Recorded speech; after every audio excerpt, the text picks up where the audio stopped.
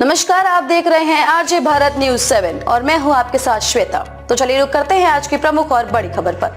PM Modi नहीं राजा हैं, उनसे डिबेट को तैयार, पुराने पेंशन पर सोचेंगे सहित राहुल गांधी की 7 बड़ी बातें।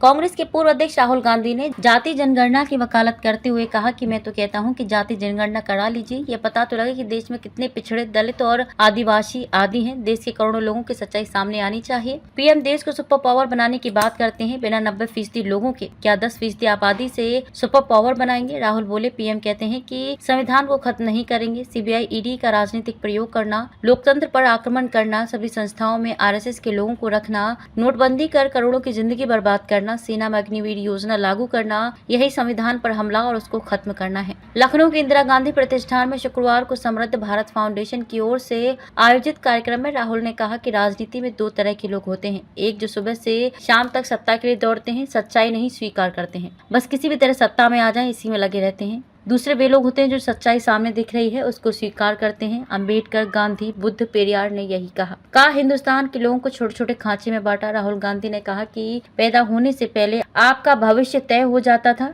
आपकी योग्यता, क्षमता, काम को नहीं देखा जाता था। हिंदुस्तान के लोगों को छोटे छोटे खांचे में बांट दिया जाता था। आप जमीन नहीं खरीद सकते। करोड़ों अरबों लोगों ने ऐसी अपनी जिंदगी जी है क्योंकि लोगों ने सच्चाई नहीं स्वीकार की। मैंने दादा पिता की लाश देखी है, राजनीति मेरे लिए नशा नहीं। राहुल ने इस दौरान इमोशनल कार्ड भी खेला। उन्होंने कहा कि एक नेता सुबह उठकर सिर्फ यही सोचता है कि सत्ता कैसे मिलेगी, मेरी उसमें रुचि नहीं है। मेरे लिए राजनीति जनता की मदद करने का औजार है, राजनीति मेरे लिए नशा नहीं है। मैंने अपने दादा पिता की लाश देखी है। कोई नेता सुबह उठकर सूट बूट पहनकर वीडियो बनाता है। मैं स्पष्ट हूँ कि मुझे 90% लोगों को भागीदारी दिलानी है। उन्होंने खुद को ईडी द्वारा पूछताछ के लिए बुलाए जाने पर कहा कि मैं वहाँ गया था ताकि यह देख सकूं कि लोकतंत्र की हत्या कौन कर रहा है। मैं सोच रहा था कि मेरे परदादा ऐसी जेल में 12 साल रहे थे तो मुझे भी 10 साल रहना चाहिए। राहुल गांधी का कार्यक्रम शुरू होते ही ठाकुरगंज की 7 साल की बच्ची जैनब अली मंच पर एक पोस्टर लेकर पहुंच गई। इसमें लिखा था, मक्का और मदीना जाके राहुल मामा के लिए दुआ की है, मुझे अपने मामा राहुल गांधी से मिलना है। राहुल ने इसे पढ़ा और बच्ची को गले लगाया। बच्ची ने राहुल गांधी को अपना ख्याल रखने को कहा। जैनब की मां जहां आरा ने बताया कि 11 जनवरी को हमने मदीना जाकर राहुल गांधी के लिए दुआ की है। मैं और मेरा परिवार लंबे समय से पार्टी से जुड़े हैं।